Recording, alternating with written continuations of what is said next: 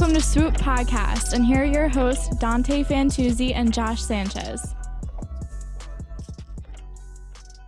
Hey everybody, and welcome back to another edition of Swoop Podcast. It's your guest for the night, Dante Fantuzzi, and I'm here with my partner, Josh Sanchez. And with a crazy weekend of sports, obviously, we have the NBA playoffs going on, and which was the most exciting part of my weekend. How about you, Josh?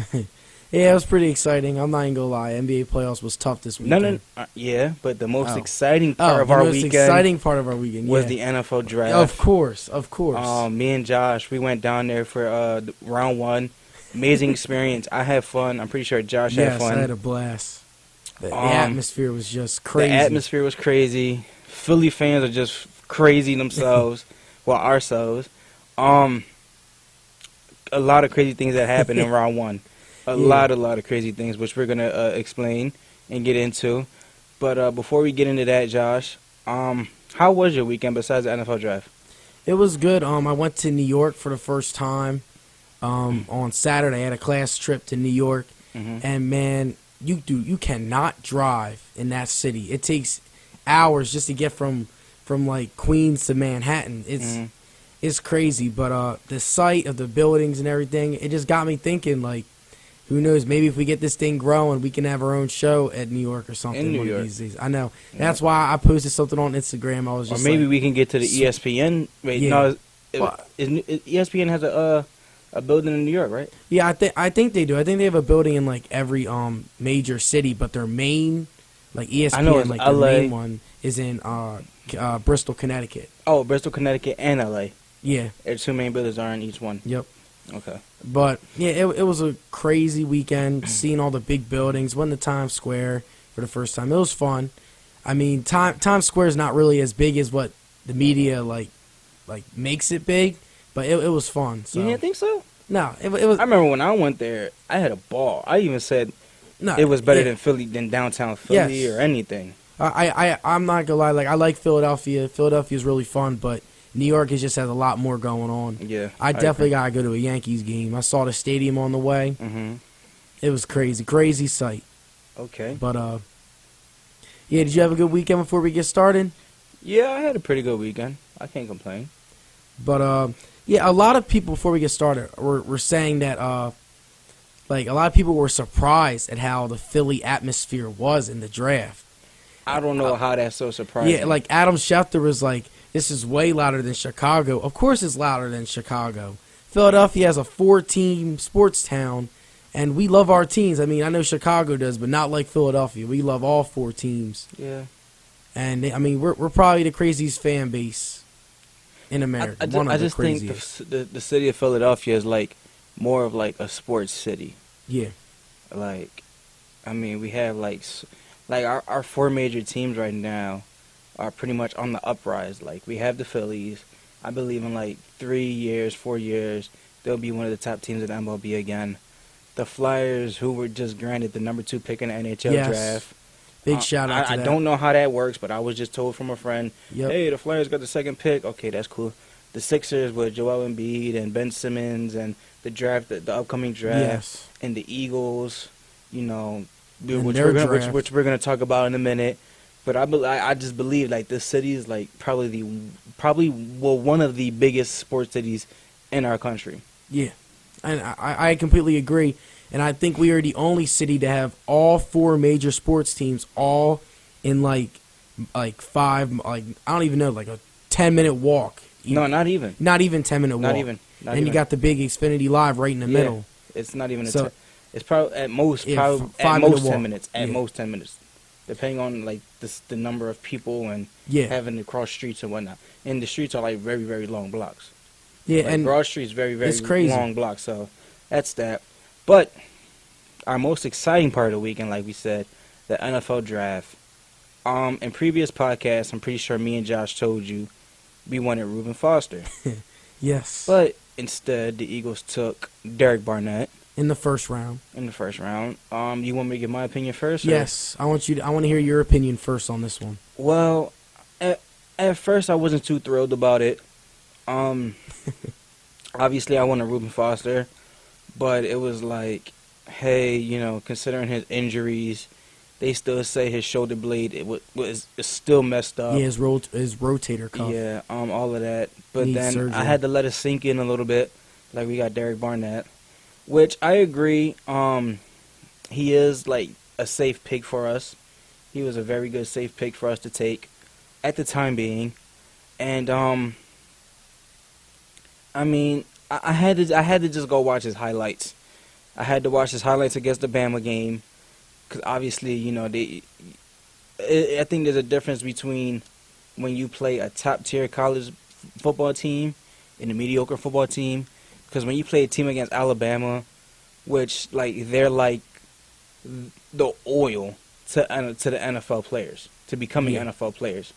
Like a lot of players and kids that come out of the SEC and everything like that end up 9 times out of 10 going into the NFL. So I had to watch the games that he had against SEC. And obviously, another factor that played in was he broke Reggie White's sack record at Tennessee. And you know Reggie White. Everyone knows Reggie White in the city of Philadelphia. The great Reggie White. And I had to let it settle in and watch his highlights. And now coming to the conclusion, I like the pick. Yeah, I like it. It was, like I said, it was a great safe pick for the Eagles.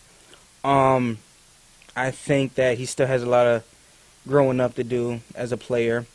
You know, which I agree with. I'm a believer in the great, you know, because obviously our secondary suspect. That's obvious. Yeah. But I'm a firm believer in your front four getting constant pressure to the quarterback. It makes your defensive backs look better. I'm a firm believer in that. Yeah, the Giants won 2 Super Bowls with that style. Yeah, constant pressure from your front four to the quarterback, and it makes your cornerbacks look so much more better. And we still have young corners who still need to develop and become that tight core. And I'm on the Derek Barnett train. I have to admit I am. I like him. He's replacing Benny Logan. Well, he took Benny Logan's number, so I'm hoping he can really do something with that. Yeah. One thing I did notice about the Bama game, though, from watching his highlights, teams were scared of him, and teams will try to, run away from him. Not run away from him, like go on the other side. Yeah. But one thing that I did pick up and notice on is that he's better at protecting the outside than the inside. And I feel like if the Eagles can beat, if our defensive tackles can beat, like, who their opponent is, like if Fletcher Cox can win his matchup and Timmy Jernigan can win his matchup, we'll be fine. But I did see he has a tendency of, because he has a great first move. Have to give it to him. Not a great first move, but like a great like burst off the ball. Yeah. He fires off the ball. Yeah, he has a great burst coming off coming off his back foot. He has a great burst. I got to give that to him. But one thing I did notice is that when they were playing Alabama would, I don't even know how to exactly explain it, but Barnett, they push him in, or they pushed him out. So that way you had this whole hole just to run through. There was a whole hole on the left side, and I just hope that doesn't become like a con, like a con in the NFL for him. Like I'm hoping like if he can get a really good spin move, go from outside to inside, like really quick, like a Dwight Freeney type thing. Yeah, but he's a defensive end though. Their job is to contain. It's contain the out. Yeah, I understand. Like one of their primary jobs, they contain the outside. But I mean, a lot of times though, you was able to see it from like not even off the pre-snap. What was it like? Yeah, was it like where he lined up? Yeah, like a lot of kids where he lined up. Yeah, and that's just technique that the coaching staff will clean up. I hope it is. I think it will. But like I said, I don't mean to cut you off or anything like that. No, but like I said, I'm a firm believer in the front four getting pressure to the quarterback and make sure defensive backs look a lot better. And the rest of the draft, I was really satisfied with the rest. Yeah, I was too. Very satisfied. I think a lot of teams drafted well in this draft, which we'll talk about later. Yeah. I think a lot of teams had a good draft. I mean, there were a lot of good players that came out in this draft. A lot of good players. But I think, like, an overall, like, if I had to give an overall view, an overall grade of the draft, I would have to go with a B+. I would have to. Yeah, I like that grade, B+. I would have to. I like Sidney Jones in the second round. I believe and remember, we took the kid Rasul Douglas in the third round. I think him. He's going to be a good corner. Yes, I like this. The reason why I like this kid so much, I don't know what it is, but it's something about this kid that has me. Like, I don't know whether, like, it's his story growing up, the way he grew up. Like, I don't know if you've seen the interview or anything like that when he interviewed him when he came to Philly. But the kid was talking about how he would go to practice on an empty stomach, go to school on an empty stomach. He had to sleep on the floor. He had to work really, really hard in junior college because supposedly he scored good on his SATs, but his GPA was bad. That story, like, really caught me, and I feel as though, like, if he can use that as his motivation, he will be a very good corner in this league. Yeah, I get your point, but it's just something about that kid that just attracted me to him. I don't know what it is. Probably his story that really attracted me to him. But what about you, Josh? What's your overall take on Derek Barnett? Again, at first I was mad. I remember me and you left immediately. We just walked off. Barnett. Because at the time I was a big Reuben Foster fan, like Dante. I wanted us to get Reuben Foster, only because I feel like he's more than just a linebacker. I feel like he will be like the defensive leader for our defense for a long time, and I saw a lot of like Ray Lewis personalities in him. Like, he's not going to replace Ray Lewis, but if there's someone else can be close to him, I saw a lot of flashes of Ray Lewis in him. But after a couple days of like relaxing and stuff, I agree. I think Derek Barnett is a safe first round pick. He has no off the field problems. He is a good, solid defensive lineman. He measures like the same as Myles Garrett, but what Myles Garrett has that he doesn't have is Myles Garrett is more athletic. What I've seen from both of the highlight tapes. Yeah, Myles Garrett has just more athleticism. Derek Barnett is a good, solid defensive end who I think will play great with Brandon Graham, Fletcher Cox, and Jernigan. And then he can also rotate with Chris Long if he's struggling, because rookies, they usually, I feel like for Barnett, like this year he's going to have a good year, but I feel like he's going to have to adjust to the speed of the NFL. He does have athleticism, but the reason why teams were putting Jonathan Allen and Myles Garrett above him was because of their athleticism. Like, you see the video of Jonathan Allen just completely jumping over offensive lineman to make a tackle before the play even started. But the problem with Allen was he's had shoulder problems too. I don't know what the problem was with Alabama players. They are having shoulder problems. But I like the pick. It was a good, safe pick. And I'm excited for this upcoming season. I think we had a very good draft. We're one of the teams that I think did really well in the draft. We got Sidney Jones. I would give us a B+. And if Sidney Jones was healthy, I would probably give us an A. Because if we got Sidney Jones healthy in the second round. I mean, to be honest with you, though. But the reason why I don't give us an A is because Sidney Jones is pretty much going to redshirt. I love the pick. I'm excited for the pick. I love Sidney Jones. We've been raving about him since day one. And to get him in the second round is unbelievable. But he's not going to come in and play right away. But based off our position and need, we need corners to play right away. Yeah. So that's the reason why I give us a B+ instead of an A. Well, to be honest with you, his injury really doesn't scare me. It doesn't scare me either, but mind you, he's only 20 years old. So let's say like his injury will heal a lot quicker than, let's say, a 27, 28-year-old cornerback in the league, because he's a lot younger and he's still a kid. Like, I mean, I'm pretty sure we would have like tear our whatever. What did he break? His Achilles or tear his Achilles? Yeah. for us it's gonna be quicker because we're younger. Like that doesn't scare me, and doctors say he'll be back by October. Yeah, it's now not when he gets back, I wouldn't rush him right into the game time. I'm gonna give him plays here and there, and as the season goes along, then his playing time will increase more. But Sidney Jones, I believe he was just meant to be an Eagle. I think he was too. I watched him that semifinal game against Alabama. He played great all season. He played great, and he played great against USC too. Shut down corner. He played. Excuse me, but he definitely did shut down Juju Smith. Yeah, Schuster. I know.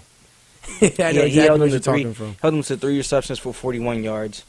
Now, a lot of people might get mad at me for this, for what I'm about to say, but when I see Sidney Jones, I see a lot of Richard Sherman in him. From the way that they play, their break on the ball, their instincts, even their swagger, like even their swagger of the game, like. Pardon me, like when I say swagger of the game, like it goes from like the way they dress, like what their in-game apparel. It's just like, the way how they play. It's also with the dreads, the hairstyle, their mentality. Their mentality. Yeah, the way they have those half-worn sleeves up to the elbow. Mm-hmm. That and just like their even play of the game, like I see a lot of Richard Sherman in him, and in about a year or two, I would definitely see a lockdown corner in him. And like I said, like I think it's time for the Eagles to get back to those not Rex Ryan, Jim Johnson days. Well, our defense when we had Jim Shaw, I think it's time for us to go back to that. We need to. I think we've built the right players and everything like that to go back to it. And the reason. Now, I'm just going to talk about a little bit of the reason why I give the Eagles an overall grade of a B+. One, because the biggest need going into free agency was virtually cornerback, wide receiver. Yeah. In the free agency, we signed 2 wide receivers. Big playmaker wide receivers. And when we seen the draft, 3 of the top receivers went within the first 9 picks. The kid from what's his name? The kid that went to the Titans. Corey Davis. Corey Davis went 5 to the Titans. Mike Williams went 7, and the Bengals took John Ross at 9. Yeah, so the top 3 wide receivers, talent. The top 3 receivers went in the first 10 picks, which just blows my mind away. That's one. Yeah. 2, we obviously needed help on the defensive end. Well, on the defensive line, period. Yeah, we needed help, and we addressed that. Left. We addressed that with our very first pick. Now, let's say we don't sign those 2 receivers in Alshon Jeffrey or Torrey Smith. What are we looking at? We're looking at nothing again. We're looking at 0 weapons again for Carson Wentz. 0 again. We got that big-bodied receiver out of North Carolina. Like I feel like he can find a role on this team. He's not going to come in and make a big impact, but he's 6'4". He's a big wide receiver. Now, let me ask you this. I understand. Mac Collins. Hollins. I keep saying Collins. Hollins.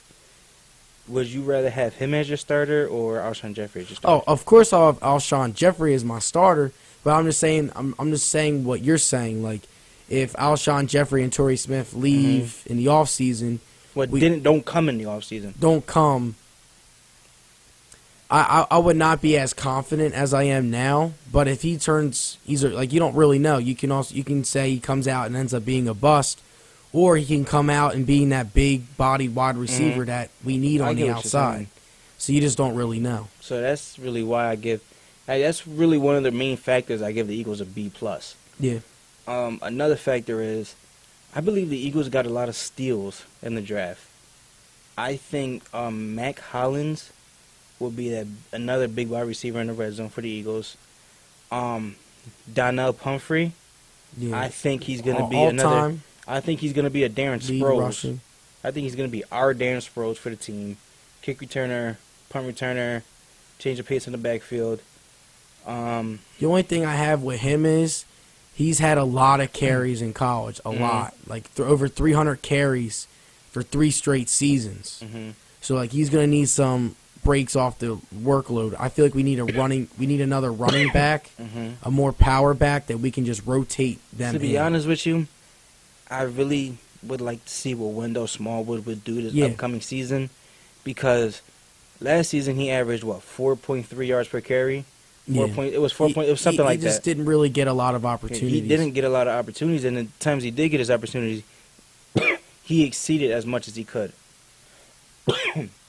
I would like this year. I expect a rotation with the 3 running backs, with Smallwood, with Humphrey, and Darren Sproles. Because Darren Sproles is going to be 33. I think this is his last year. I think he said it. Yeah, he said something like that.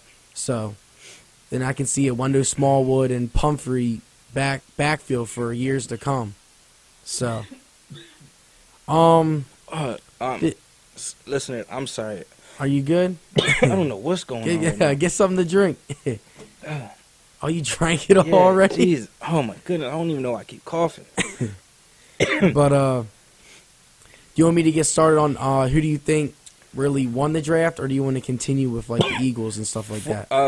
Who's your sleeper pick of the Eagles that the Eagles drafted? Like out of all the players we drafted, who was your sleeper pick? Sleeper pick, I gotta either go with Pumphrey, because I didn't really know that he was still on the draft board. I'm not gonna lie, like day 3 I was in New York, so I didn't really watch it like I did the first 2 rounds. But I feel like that corner from West Virginia, the guy you're raving about his story. Yeah, Douglas. I feel like he was the biggest steal, Douglas, because he led the tied for most interceptions in the FBS. He had 8 interceptions. And I was watching his highlight tape. He's a playmaker on the field. He's a good man-to-man quarter, good break on the ball, and we got him in the 3rd round. I feel like that's a big steal. And if Sidney Jones turns out to be that shutdown -- 1 corner for the next decade, then that's going to be the biggest steal in probably draft history, because before his injury, he was projected to go top 10. Top 10, top 20. Yeah. But I believe a lot of offensive players went in the top 10 because I feel like teams realized that this is such a big defensive draft, highly defensive draft, that their offensive players are going to be limited. And there might not be that second chance of seeing those offensive players again.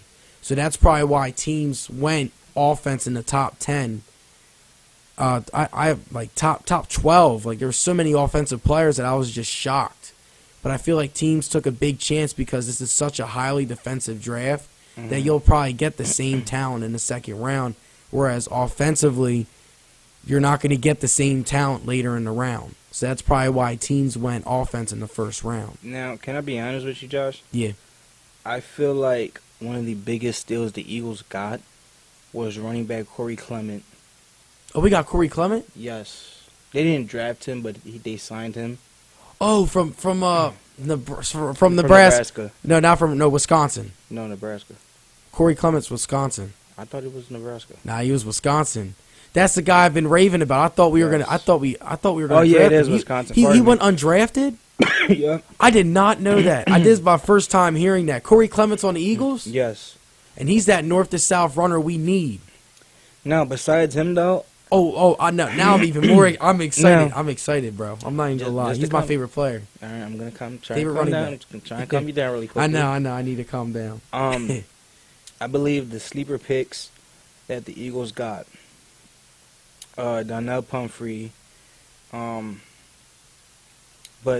Rasul Douglas. But the one sleeper pick that I think is going untalked about is strong safety or free safety, converted linebacker, Nathan Gary or Jerry. Nathan Gary. I don't know. The 5th round pick, right? Yes. from I think he came from Wisconsin too, or Nebraska, one of the two. Nebraska. That one was Nebraska. Yeah, okay. You talk about Brian Dawkins as a hard-hitting safety. This guy is a Brian Dawkins type player. When he drops his shoulder, he's coming. Yes. I think he might just get. I think he hits hard, just as hard as Brian Dawkins in his prime. Now, his nickname, I believe, is the White Snake or something like that. He's a white boy. He's a white boy. Oh, snap. He's a white boy. But when I tell you, this kid hits hard, this kid really hits hard. And I think, and he's pretty fast too. I think the reason why they converted him to linebacker is because he's not that great in zone coverage. He's not really that good, but he's quick and he can hit really, really hard. So they were like, yeah, he's come to linebacker. So I believe if they're gonna like make him put on some muscle, and if he can become like that linebacker that the Eagles really need, he's a wrecking force. Like when I just can't keep saying it. When he hits you, he hits hard. Like I want you to watch his highlights. He hits really, really hard.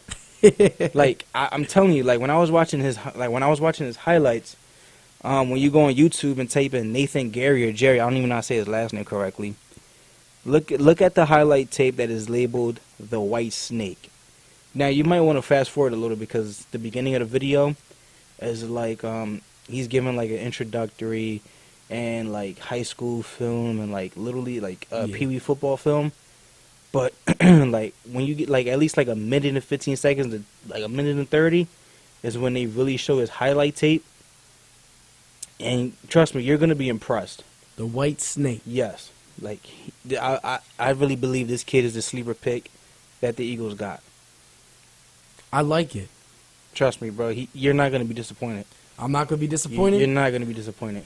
Trust me. I promise you're not gonna be disappointed. I can't wait. I'm gonna watch it once we're done. I promise. You're not gonna be disappointed. I can't stop talking about this kid because he just hits really, really hard. Like, I mean, everybody wants to. Everybody wants to get back to those Jim Johnson days, Brian Dawkins days with Jeremiah Trotter, and all of them. Well, I believe Nathan Jerry. However the hell you say his last name. He's the start. He's gonna start. He's one of the pieces to that puzzle.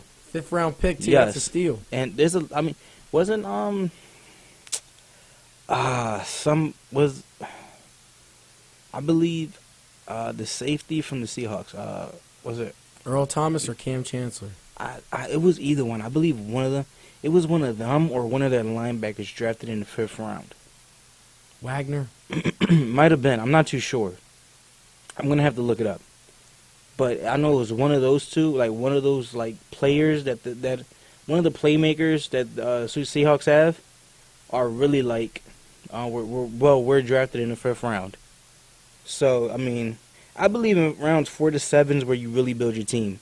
Yeah. Like, I mean, I believe like you can have your superstar players, but without the pieces like to finish that puzzle, you need those role players. You need those role players, like you said. So, I believe in rounds 4 to 7 is where you really build your team, and I believe the Eagles did a great job in that and building their team from rounds 4 to 7. Yeah, I agree. I feel like we did it. This was probably one of our better drafts that we have had in a while. Yeah. I'm actually really satisfied. And also with this off season and all the acquisitions we have, like this has probably been one of the best off seasons the Eagles have had in a long time. On paper, this team looks like a playoff team in my eyes. I'm not even gonna lie to you, but I think a lot of teams have gotten better, and I'm ready to tell you some of the teams that caught my eye that we gotta like look out for in the future. Mm-hmm. Now, before we get into all of that, though, I just want to ask you a question. I was thinking, right? The slot receiver are not meant for big receivers. Now, if people are asking me, well, what are you trying to say? Slot receiver is nowadays. It's the little guys. It's the little guys. You know, we have Jarvis Landry, Julian Edelman, Victor Cruz when he was Cole Beasley. Beasley. I can't stand Victor him. Cruz before the injury, and probably Tyler Gabriel. Slot receivers are really Wes Welker. Yeah. slot receivers are really for speedy guys. So Jordan Matthews, I don't really think fits the slot receiver, and I'm ready to pull the cord on him. He's had a lot of drops too. But one thing that we really know he's going to be picked up by another team. We already know that. But if you can get something in return, I would definitely do it. But one thing I was thinking about though, while the draft was going on, I was really, if I was probably in that war room, I would try and trade Jordan Matthews and give what was that speedy receiver that the Eagles signed? Treggs? No. Yeah, Treggs. I would put Treggs in that slot receiver, see what he'll do. The reason why I see that is because obviously, with Torrey Smith there, he's going to take the top off of Zach Ertz and Alshon Jeffrey. And if Wendell Smallwood can contribute and be productive, and we have a good, strong running game this season, the safeties are going to have to respect that. Zach Ertz, if he really wants to show up and play, I'd really appreciate it if he just doesn't decide to play the last 4 games of the season like he did the last 2 seasons. Yeah, I agree. It'll really be a really, really big benefit to this team. But Treggs, though, he's so fast that if he can win his one-on-one matches and catch the ball, he's gone. You can't catch him. I agree. That's why I was really thinking we can his name is Bryce Treggs. It just hit me. If Bryce Treggs can really win his one-on-one matchups in the slot, and I'm ready to cut ties with Jordan Matthews because I'm tired of him teasing us the first 2 games of the season, and then the last 14 games he'll probably give you 4 good games, and the rest will be 3 catches, 19 yards with a touchdown. I'm sick of it. And then he'll drop at least 8 to 10 passes a year. I'm sick of it. It's been like that for the last two seasons, maybe 3 seasons. I can't recall his rookie year or like that. I'm tired of it. I'm sick of it. I'm ready to pull the plug. Now, a lot of people are going to probably say I'm crazy. Yeah, I'm ready for you. Listen, you can finish. You got it. Go ahead. I got you. You got it. I get what you're saying, but I would just like to see how this year pans out. If Jordan Matthews, because he's going to be the day 1 starter probably, bearing injury. In the slot position, he's going to be the number 1. If we see Jordan Matthews be successful in the slot right away, then I would not pull the plug with him. But if he starts slacking and then Bryce Treggs comes up and gets an opportunity and he starts snapping, then I will pull the plug on Jordan Matthews. I'm not going to give up on him just yet, only because we all knew coming in that he's not a true number 1 wide receiver. He's better when there's better talent around him. Mm-hmm. So I believe that we'll give him this year to see if he can beat his one-on-one matchups in the slot. He no longer has to line up on the outside. He can focus on being what he was supposed to be from day 1, a slot receiver. And if he turns out to be good or great, then we keep him. If he turns out to be bad and Bryce Treggs ends up being the better man, bye-bye, Matthews. Get you out of here. That's just my take. I wouldn't pull the plug just yet. I'm ready to pull the plug. Listen, I was thinking about it. Who do the Saints really have as their slot receiver? I don't know. The Saints need another linebacker. I'm sending a package of Kendricks and Matthews to the Saints. For what, though? That was the tough part I was trying to answer myself.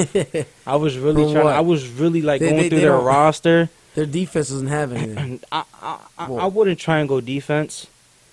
Honestly, though, if you want my honest opinion, I was thinking Mark Ingram. You signed Adrian Peterson, and they just drafted a running back. Yeah, they did. Who did they draft? Deontay Freeman, I think it was, from Texas. No, he went to the Tennessee Titans. Freeman? Foreman. Deontay Foreman. He went to the Saints. Deontay Foreman went to the Saints. The Titans don't need help at the running back position. You got Henry and DeMarco Murray. True. I'm trying to think. What team? I know what team. He's not on the Saints. Let me look. Texans. He's on the Texans. He got drafted 3rd round. Donta Foreman, right? Deontay, something like that. Deonta Foreman. His last initials A. So Tuh. Okay, hold on. I'm gonna look up the Saints. He got drafted 3rd round by the Houston Texans. Let me check. The Saints drafted a. I know they drafted a running back. Oh, Alvin Kamara. I'm sorry, Alvin Kamara. Yeah. Who was one of the better running backs in this draft. And they got Marshawn Lattimore too. Yeah, but I'm talking about running backs right now. Though the Eagles need another running back. Obviously we would probably get draft picks in return with Mark Ingram, but the primary player I would want the Eagles to go after is Mark Ingram, is the primary player that I would want in that draft. I mean, you're getting Kendricks, who is more of a.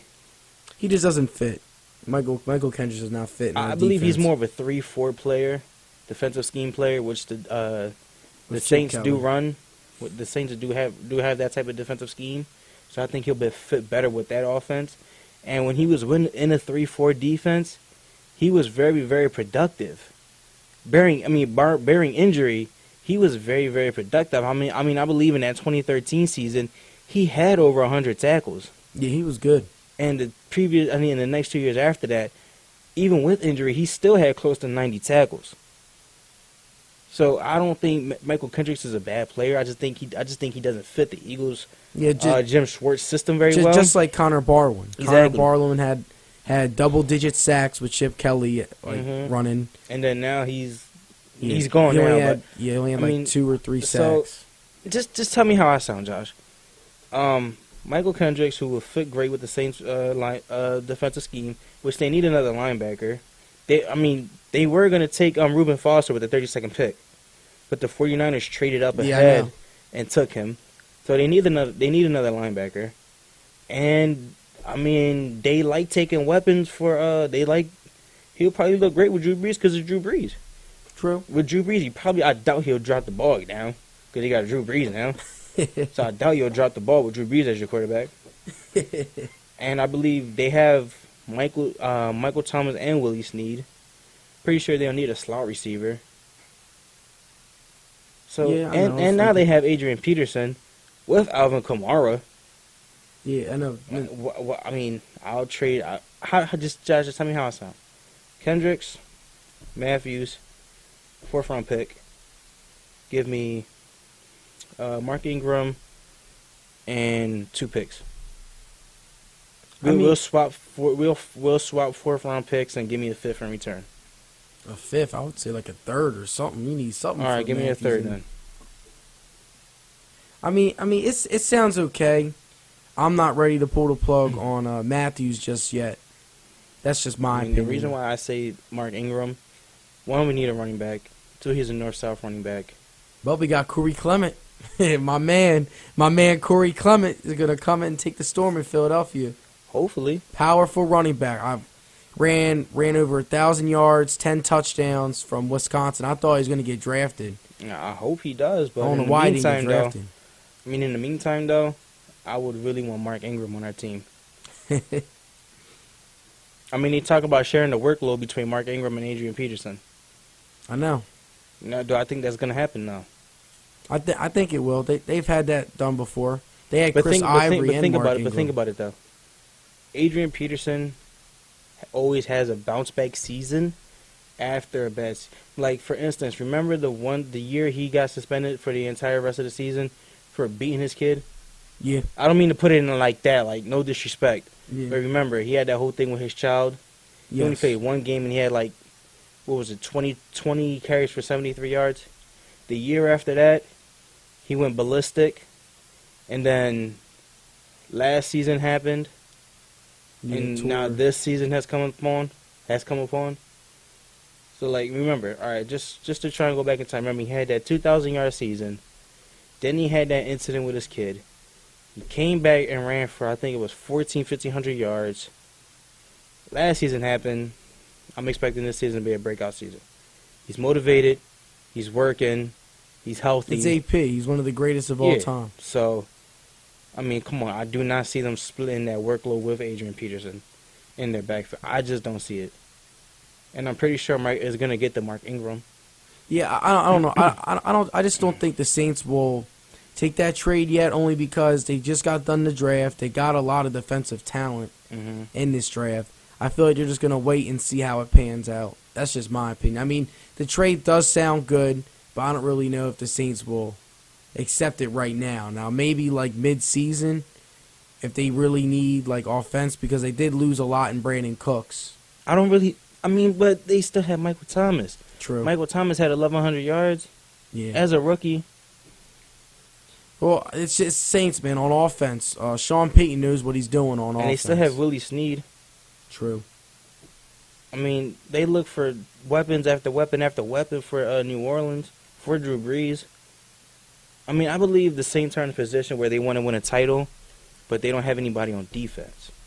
Michael Kendricks, to me, has proven himself in a 3-4 system. And they need a linebacker. You have young corners.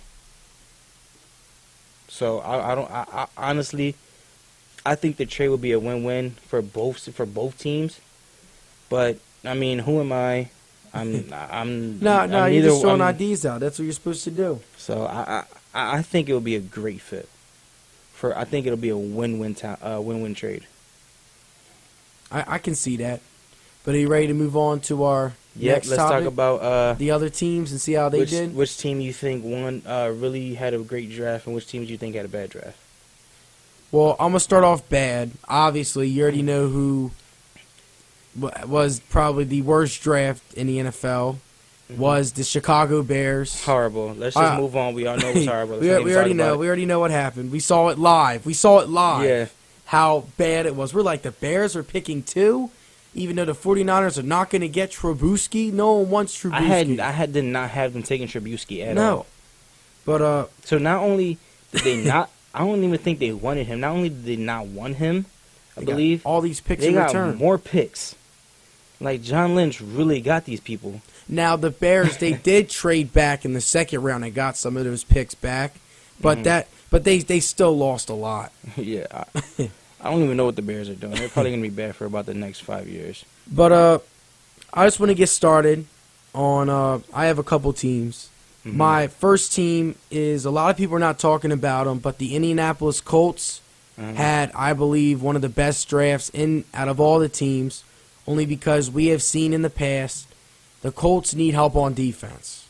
And protecting Andrew Luck. Which I agree. They have a problem with those two things. Mm-hmm. And they addressed both of those needs in this draft. They went Mekhi Hooker, safety out of Ohio, first round, Ohio State. Then they go Quincy Wilson, cornerback out of Florida. I really like him. Yeah, so now they have 2 new secondary guys to go along with Davis. Then they got, third round, they got a pass rusher in Terrell Bassam from Ohio. They needed defense, because Robert Mathis retired, so they needed a defensive end. Then they get offensive tackle out of USC, Zach Banner. I think he is a very underrated. One of the underrated sleeper picks. Sleeper picks, tackle in the 4th round. Then they go running back, defensive tackle, and then they get the corner out of Temple, Nate Harrison, who I think is a steal in this draft. Only because for a 5th round pick, if he was probably in any other draft, he would probably been a second, third round pick. But since this year's deep in corners, he fell to 5, which I think was a good steal. Then he went linebacker in the 5th round. And this is probably the most defensive-wise draft I've seen the Colts have in years. I feel like they realized that they can't win a title with just their quarterback. You got to surround your quarterback with a good defense and some weapons on the outside. There's that saying, defense wins championships. And I just think that the Colts, under new management, took a first step to improving their defense. And I'm really happy with the Indianapolis Colts' draft. Another team that I have is the Tennessee Titans. Corey Davis, 5th pick. That was a great pick for Tennessee. And then they get a Dory Jackson with the 18th pick. I really like that. So they go offense, defense, great combination in the 1st round. great pick. They get receiver in the 3rd round, tight end in the 3rd. Delanie Walker, I think, is going to leave in free agency, so they needed a tight end. Nah, I think he'll stay, to be honest with you. You think he'll stay? I think he'll stay. I don't really know, but I just really like their 1st round pick. Their first two picks in the 1st round. I think they really got a lot of value with that one. I think with the acquisition, with the draft of Corey Davis, it'll really take a lot of pressure off of Delanie Walker. Yeah. And plus, didn't he just have like 2,000 yard, like 2 back-to-back 1,000-yard receiving yard? Yeah, he's a good tight end. So I can't see him leaving. I really can't.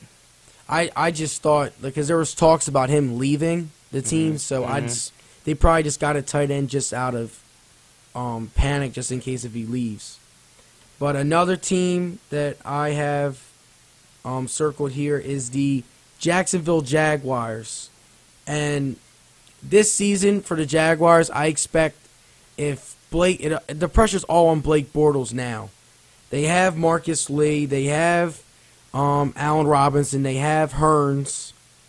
So they have the offensive talent, and they got Fournette in the 4th pick, which I think was one of the best picks in the draft. Fournette has a lot of AP in him. And now you have the pieces on offense. And then you get, in my eyes, a 1st-round talent in Cam Robinson, who I think is the best lineman in this draft.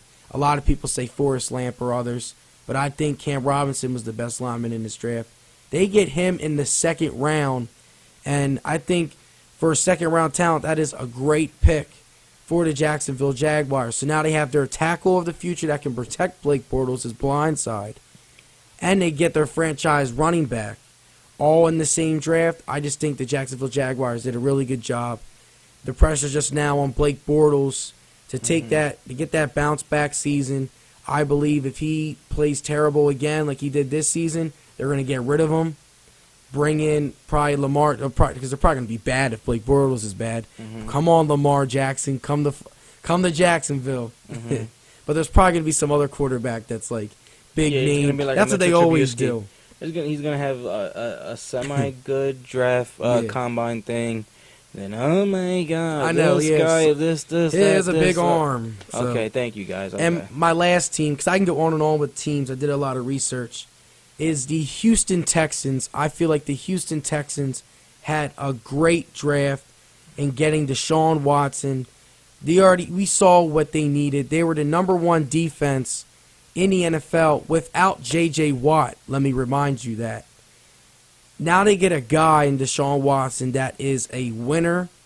My favorite player in college. I feel like a lot of teams slept on him in this draft. The Chiefs slept on him, and the Bears slept on him. They're going to pay the price. And I may sound crazy now, but I believe that the addition of Deshaun Watson, Zach Cunningham, they get linebacker depth, and Dont, I don't know how to pronounce his name, but his last name's Foreman, as well as Carlos Watkins from Clemson. I believe that the Houston Texans may not be this year or next year, but they will be a Super Bowl contending team these next upcoming years. And in my eyes, I think Deshaun Watson will take them to the Super Bowl and win them the Super Bowl. Only because with Deshaun Watson, I see all winners in him, and a lot of teams slept on him. But I can go more teams, but I'm gonna let Dante hit the rest of the teams that we think had a really good draft. Well, one of the teams I think that had a really good draft to start off with, my hometown Birds. I believe the Eagles, the Philadelphia Eagles. I'm not trying to be biased to the situation, but I do believe that they had a good draft. They filled just about everything they needed. Then now that we got a young core in cornerbacks, we have a good defensive end. May I mind you again, who broke Reggie White's sack record at Tennessee. One thing that did really annoy me about what they said about Derek Barnett was because he really wasn't athletic and he didn't run a good 40. One thing I really think that really he shows his maturity and where he's at, being at the age of 20, was when he responded, "Well, I'm a football player, not a track star." So I really that. Really impressed me with that reply. Another team I believe that had a really good draft were the Cleveland Browns. I really like the addition of Myles Garrett and Julius Peppers. I mean, not Julius Peppers. No, they got Julius. Jabril Peppers. Jabril Peppers. I apologize. Julius Peppers. Their names are so similar. Yeah, like their last name is Peppers, and their first name both begins with a J. And they both play on defense. Pardon me. So Jabril Peppers and Myles Garrett, I really like that. One thing though, I really would have like blew my mind away is if the Browns took Reuben Foster when they traded up. that would have really blew my mind away. I'm sorry, but it just really would have. But I believe they had another good draft. Those were one of the teams that had a really good draft. Like you said, the Tennessee Titans really, to me, had a really good NFL draft this season. And it kills me to say this. It really, really does.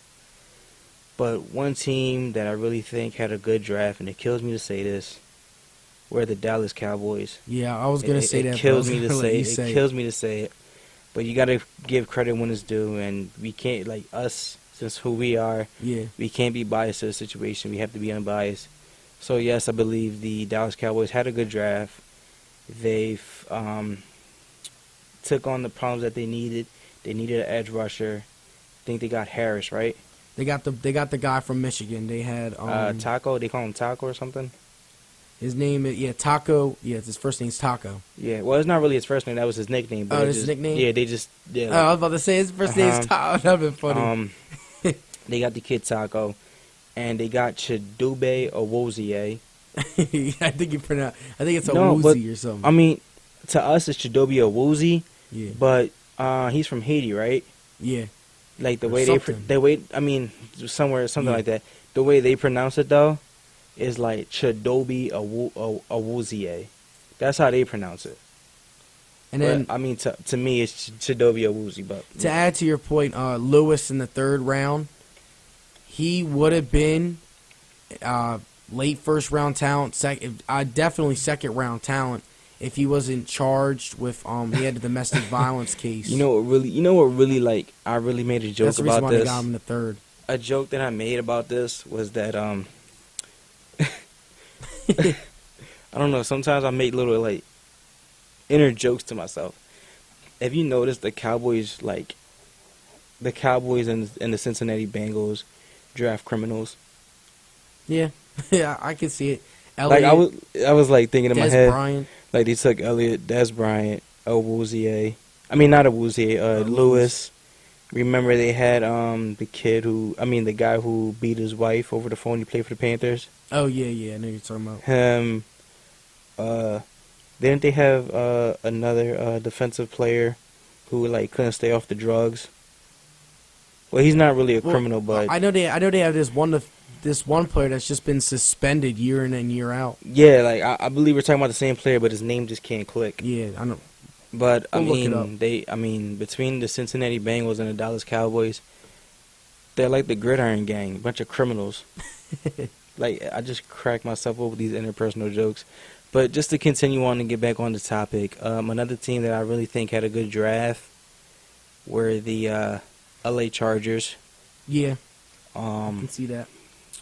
I definitely like them, but I kind of disagree a little bit with their first pick. I mean, I can see why they went wide receiver in the first round and Mike Williams because Keenan Allen can't stay healthy, and to me, the LA Chargers are an underrated team. Like teams pass up on them, or when they play them, they look past them because it's the Chargers, and they can't have a steady line or like a good wide receiver, like a steady wide receiver core that can stay healthy. Like Keenan Allen, he can't stay healthy. And I believe the same year Malcolm Floyd he couldn't stay healthy. Yeah, they were Stevie injured. Johnson couldn't stay healthy himself. So like they had a banged up core of wide receivers. But I believe since like with the addition of Joey Bosa, if Keenan Allen can stay healthy, the kid Williams, Tremaine, I think his name's Tremaine. Tremaine Williams. He had a 1,000-yard season. With Hunter Henry, the addition of Hunter Henry as the tight end, he's a great tight end. They still have Antonio Gates. Melvin Gordon just bursted onto the scene. He couldn't reach the century mark because, the 1,000-yard mark because he got injured. He didn't play the last game of the season. He had all those touchdowns. And he had 997. He was 3 yards away from having a 1,000-yard season. So I mean, and they still have Phillip Rivers. I really like Phillip Rivers, so I believe that I can see why they took Mike Williams in the first round, but in that case, though, like, honestly, I believe they went best player available, not position needed. Position needed, they probably would have went another defensive end to probably Solomon or Solomon Thomas. Or, he was gone by the 49ers, though, pick 3. Oh, yeah, he did go. Jonathan Allen, Jonathan Allen, me. I thought they was going to go Jonathan Allen. He went to the Redskins. Yeah. Another division foe. I don't want to give my personal opinion on him. I would not just. I'll just say it then. I believe he's going to be a bust. I think Jonathan Allen's going to be a bust. I believe that. He might be. He is going to the Redskins. But I definitely think that. I think that the Chargers, if they can stay healthy, they're on the brink of making the playoffs. It's just my personal opinion. I really like the Chargers. And now they're in LA, so maybe they'll have like that new fan spark. Yeah. You don't really know. Maybe it'll help them. And another team that I really think had a good draft were the Cardinals. I really love their picks. I really like the kid from Temple, Hassan Reddick. Yeah, he definitely got a big ovation from the crowd. Yes, he did. Yeah, he's definitely. You know what? He's from Camden, but he's a Philly native, baby. But so since we hit the team that we really think won in the NFL draft, what about the teams we think lost in the NFL draft? The first team that comes to mind that really lost in the NFL draft, besides the Bears, were the oh my goodness, I was just thinking about it. Matter of fact, while I'm still trying to think about that team, just what do you think, Josh? I mean, obviously. Oh, okay. Now the team hit me. I apologize. Now the team hit me. The Bengals. Yes. They kind of like took me away when they drafted John Ross with the 9th pick. Like, they already have a good wide receiving core. I don't understand like what in the right mind made them want to take John Ross when they had Tyler Boyd lined up opposite of him. And I believe he's a good wide receiver. It's just his rookie season. How many rookie wide receivers come into the league and really take the league by storm? I don't see too many of them. But that right there killed me. I believe the only pick that the Cincinnati Bengals that they took that really made sense to me was Joe Mixon.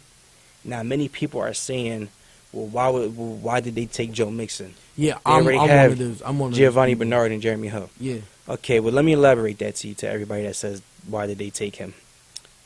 Joe Mixon can do what Jeremy Hill and Giovanni Bernard does in one player. Like, I believe when their contracts are up, they're going to, want big money.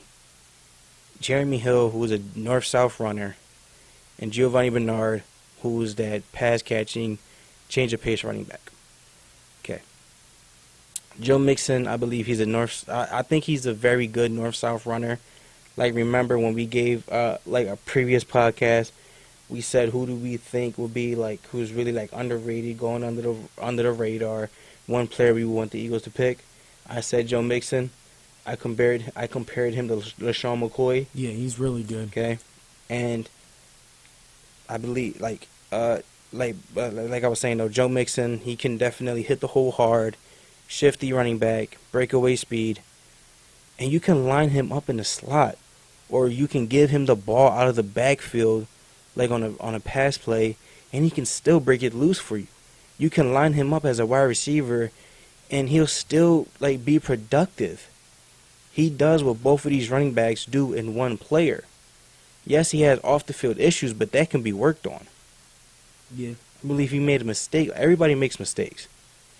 And I believe everybody can change, but it just has to be up to the person. I believe Joe Mixon can really change. I really like this pick that the Bengals made. Probably the only pick that I really like that the Bengals made. Like I said, he's 2 players in one. So if Joe Mixon becomes this potential superstar that I expect him to be, you can cut both of those players, have to pay less money, and bring 2 new additions to the defense. Yeah. I mean, I believe Andy Dalton has enough weapons around him. You already have A.J. Green, Tyler Eifert. I think the John Ross pick was dumb. I mean, it wasn't dumb, but it was just I think it was dumb, but I think the only bonus that you're gonna get out of it is Tyler Eifert getting more one-on-one matchups. Yeah. And A.J. Green getting more one-on-one matchups than getting double coveraged. Yeah. I think that's the only thing they can get out of that. No, because Sanu, not Sanu. Tyler Boyd. Yeah, their other receiver really burst onto the scene. I believe they're trying to bring back the same thing when they had Mohamed Sanu and a Marvin Jones type thing. Yeah. I know. But for the first round pick, with the defensive talent on the board, I probably would have went defense too. Because they had Foster on the board, they had Reddick on the board, they had Hooker on the board. They had Lattimore went to the Jets, right? Lattimore. No, Lattimore went to the Saints. What pick was the Saints? 11. 11, yeah. They even had Lattimore on the board. Mm-hmm. Because I've seen a lot of big plays. Cincinnati Bengals give up a lot of deep balls. So I was like, you have all that defensive talent on the board, and then you choose John Ross. Yeah. That's what really hurt me. Another team, I mean, a lot of people might say, I don't really get what you're saying, but I think the Giants had a bad draft. I mean, the tight end they got is really fast, and he's pretty much like another wide receiver. Yeah, he's more of like a Jeremy Grant when he was with the Saints. Yes, he's just an oversized wide receiver. No, and he can run, he can fly. Yes, but Jeremy Grant can fly too. But I was looking, the Giants, did they really address their offensive line needs? They didn't. That's what they go quarterback in the third round out of Cal. I'm just like, what are you doing? Like, I understand you need a quarterback for the future for Eli Manning. I could understand a quarterback pick, but not third round. You need tackle. You need linemen. They have a good defense.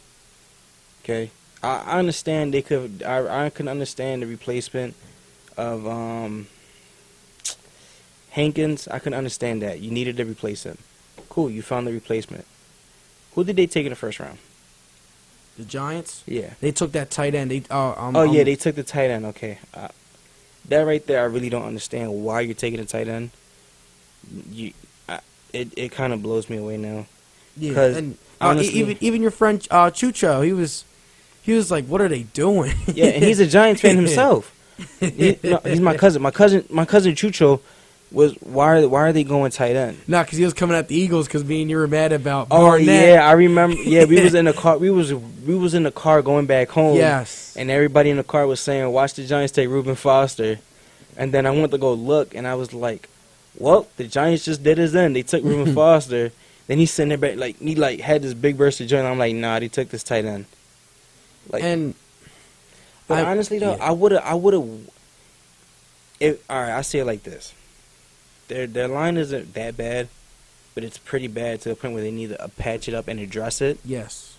And first round, I would have definitely went offensive tackle, offensive lineman. It don't really matter. I thought they were going to take Cam Robinson.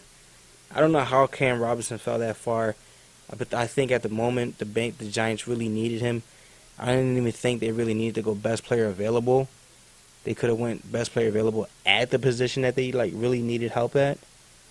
But if that defensive line or that front seven is in Eli Manning's face for a good portion of the game, he's not going to get the ball to Brandon Marshall. He's not going to get the ball to Odell Beckham.